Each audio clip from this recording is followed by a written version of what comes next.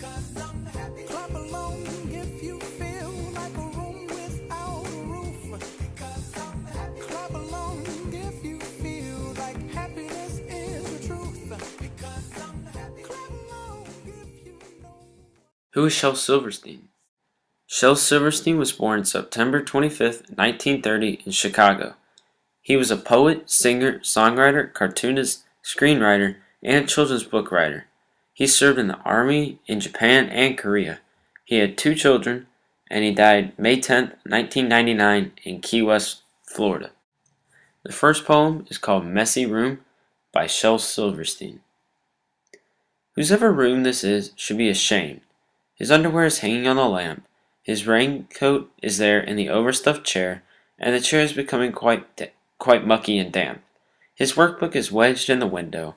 His sweater has been thrown on the floor. His scarf and one ski are beneath the TV, and his pants have been carelessly hung on the door. His books are all jammed in the closet. His vest has been left in the hall. A lizard named Ed is asleep in the bed, and this smelly old sock has been stuck to the wall.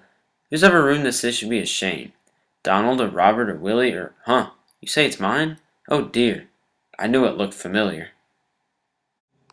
After reading this poem, Messy Room by Shel Silverstein, I noticed a few things. I noticed there were 16 total lines in this poem.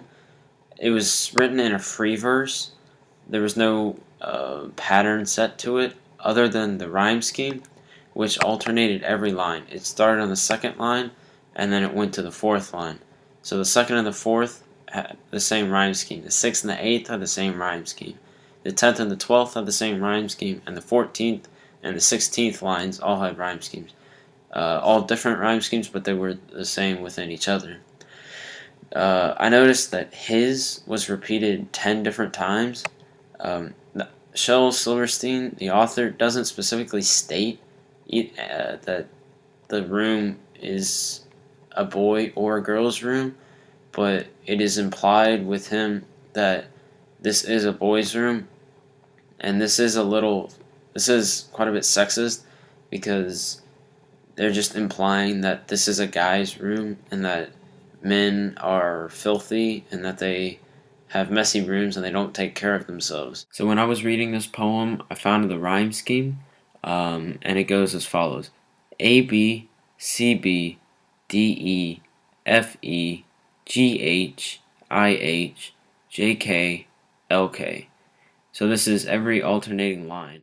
The mood after reading this line in the poem is rather shocked. You're shocked that a room can be this messy. A motif after reading this is freedom. The freedom of being able to just throw your belongings wherever you desire without taking care of anything. You just have a whole big sense of freedom throughout this. His underwear is hanging on the lamp.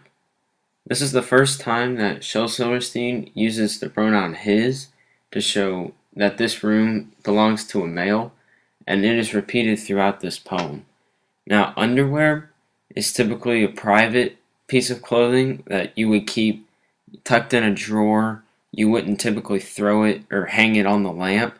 So this is a way of showing that the owner of this room doesn't care about his belongings at all, and he just disregards everything. His raincoat is there in the overstuffed chair, and the chair is becoming quite mucky and damp. When I was reading this, I thought that the chair was not being touched at all. It had so many belongings on it, from the raincoat and just so much crap on it, that it's becoming mucky and damp. But I wanted to define mucky and damp to create a little more imagery. So mucky is covered with dirt or filth, and damp is slightly wet. What I took from this was that all these belongings had been there for such a long time, and they hadn't even been touched. So it had just created this layer of filth, this layer of dust, this layer of mildew just staying there because nobody's been attending it, nobody's been monitoring it. His workbook is wedged in the window. So when I read this, The first word that popped into my mind that I thought of was wedged, which means force into a narrow space. So now the narrator is now having to force things into his room because it is being so messy. His sweater has been thrown on the floor. So this is kind of completely opposite of the previous line because the previous line, Shel Silverstein used the word wedged, which is forcefully, but in this line he's using the word thrown, which is more just kind of leisurely toss it, wherever it lands, it lands. And he doesn't really care for the sweater. He doesn't really care about keeping it safe or protected. His scarf and one ski are beneath the TV. So again, his is repeated in every line, it seems like. And what stuck out here was one ski. Because when you're going skiing, you have two skis. So now that this room is so messy, he can only find one ski. And probably the other ski is somewhere in that room. But because it is so messy, he can't even find it. And his pants have been carelessly hung on the door. So again, his is repeated. I like the word carelessly because it's showing that the owner that has all these belongings doesn't mind what happens to them. He doesn't care if it's thrown out the window or someone comes and steals it because he's just carelessly throwing everything. He's throwing things on the door. No sense of organization, just wherever it soothes him to throw things. His books are all jammed in the closet. Again, his is repeated every line now.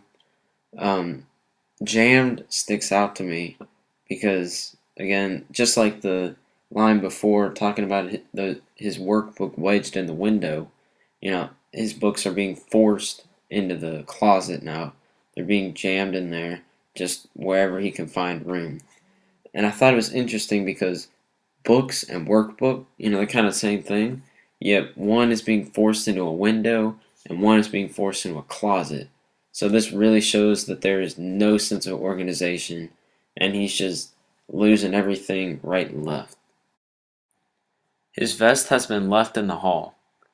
I thought this line was really interesting because this shows that this boy has no more room left in his room. He has no place to put any more belongings, to just throw them. He's already wedged them under doors. He's shoved them in every drawer. He's thrown them on top of a chair. So now he's having to resort and just leaving it out in the hall to create another mess. A lizard named Ed is asleep in his bed. This line sticks out because the narrator knows that the lizard's name is Ed. And since the lizard is living in that room as well, I would think that the narrator would have to be living in that room to know that the lizard's name is Ed. And his smelly old sock has been stuck to the wall. Shel Silverstein here uses great imagery by saying smelly old sock and stuck to the wall.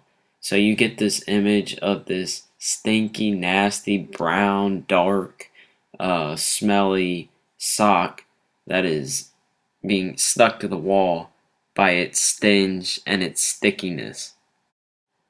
Whosever room this is should be ashamed. Alright, so here we have our first refrain in the poem. So this is the same thing as the very beginning of the poem. So at the beginning, when he was saying this, he steps into the room and says, "Wow, whose room is this? They should be ashamed." But now, after looking at this, after looking at the room, he still has this same feeling of, wow, how can a room be this messy? How can you have any pride in living in this room? Donald or Robert or Willie or... The narrator is quick here to name all other people that come to mind. And it is interesting that every person listed is a male. Huh, you say it's mine? Oh dear, I knew it looked familiar. So here, this is the narrator finally accepting that this room that he has just bashed and insulted completely about the owner of this room. He is now coming to the realization that this is his room and that this mess of his belongs to him. After reading this poem, I was able to relate this back to the theme, which was keep your life in order or strange things can happen. Because what I thought of this poem was that this was normally just the average life of a teenager. We all have messy rooms, and so you shouldn't just go on the first impression. You should, dig a little deeper, get to know the person, because, strange things can happen, and it can even be your room. And that was fun. I say we do another one.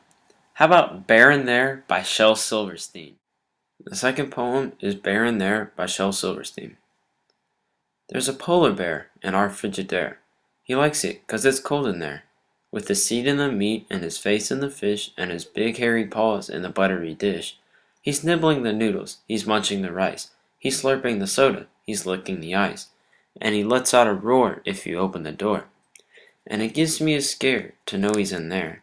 That polar bear in our Frigidaire. Right, so after reading Bear in There by Shel Silverstein, I noticed that there were 17 total lines. The rhyme scheme was A B A C D E D F G H G I J J K K. So at the beginning, it was every other line, like lines 1 and 3 would rhyme, but 2 and 4 would have no correlation. And so as it went on, the last 6 lines each had correlations together.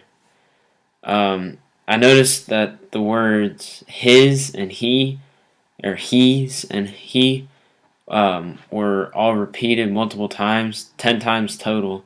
And it was never stated whether it was a boy or a girl, but because there was this polar bear that was just devouring all this food, it was assumed that it was a male. So after reading this, this is the first thought that came to my mind. I thought of this just fat, chubby little kid devouring food in their fridge. It's not necessarily a polar bear in my mind.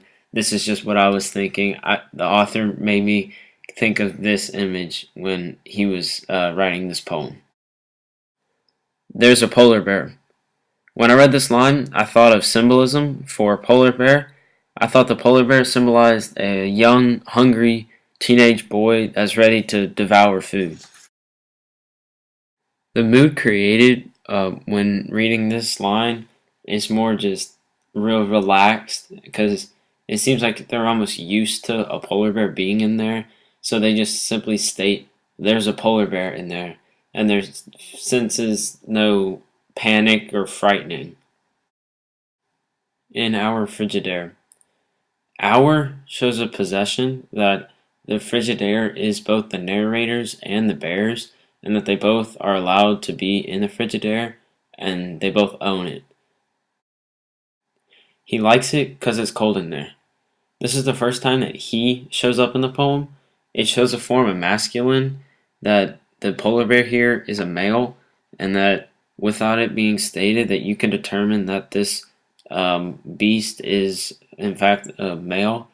And then cuz is southern slang for because, and it shows now that the narrator that lives here is more than likely from the south, and that they live by southern standards. With his seat in the meat. This is the second time that a form of he shows up. In this case, it is his. And I've noticed seat has a different denotation and connotation. The denotation of seat is an object made for sitting on, yet the connotation for, in this context here, is referring to his butt, the polar bear's butt, and in the meat, so his butt is in the meat, so he's jumped into the Frigidaire, and he's just got food everywhere, and he doesn't have a place to sit, so he just sits on the meat. and his face in the fish. Again, his is repeated. This is the third time that his is repeated. And now the bear is completely hungry, that instead of using his hands like a normal human being would, the bear is using his face. He's going, just sticking his head in the fish and just eating whatever he can. And typically, polar bears, their favorite food to eat is fish. So that can be a direct correlation with a polar bear. Yet the symbolism still shows that this is a teenager kind of boy, a young boy that is very hungry, that is just deciding to eat fish. And his big hairy paws. This is the fourth time that his is repeated in this poem. And big hairy paws, this is this shows that a polar bear is just devouring all this food, and it just helps to paint a picture in our heads of this big polar bear with big hairy paws. But I found it interesting that they have the line right before this. It says his face in the fish. So instead of using his big hairy paws to eat the fish, he's using his face instead. In the buttery dish. What I think now, after reading this line, is that the polar bear is coming into this house, that came into this refrigerator, and took a bite of the fish that was handmade. You know, maybe the mom of the house, or the narrator even, had made this beautiful dish of fish with a whole bunch of butter in it. Because typically, when you're in the wild, you don't have butter. There's not like buttery dishes, that a polar bear would typically eat. So now the polar bear is eating human food, human prepared dishes. But I still think in my mind that this polar bear is just a teenage boy that is raiding his own refrigerator. He's nibbling the noodles. He's munching the rice. He's slurping the soda. He's licking the ice. I wanted to examine these four lines together because they are all very similar. They all start off with he, which shows the masculine again. So this is this repetition that this polar bear is a male. And then specifically, I wanted to analyze these verbs because I found that the verb choice that Shel Silverstein used was very interesting. So he used nibbling, munching, slurping, and licking. So typically, these four verbs are mainly reserved for when you're eating very small amounts of food, like in terms of nibbling and munching. You're just taking a little bite and you're not eating very fast. You're taking your time. But what polar bears normally do is they will shove anything and everything into their mouths. They will shove whatever they can get a hold of just so they can eat and keep eating and eat a lot. So this completely contradicts everything that a polar bear lives and goes by. And he lets out a roar if you open the door. So here, this is the first time where back-to-back lines start to rhyme. So roar and door rhyme. So again, the author uses he to as the polar bear, and this is interesting just because the polar bear, he's happy in the fridge. So if you open the door, he get really mad and he'll just belt out a roar. So he doesn't want to be bothered. He wants to just be all by himself eating his food. And it gives me a scare to know he's in there. Again, this is the second time that the lines rhyme back to back with scare in there.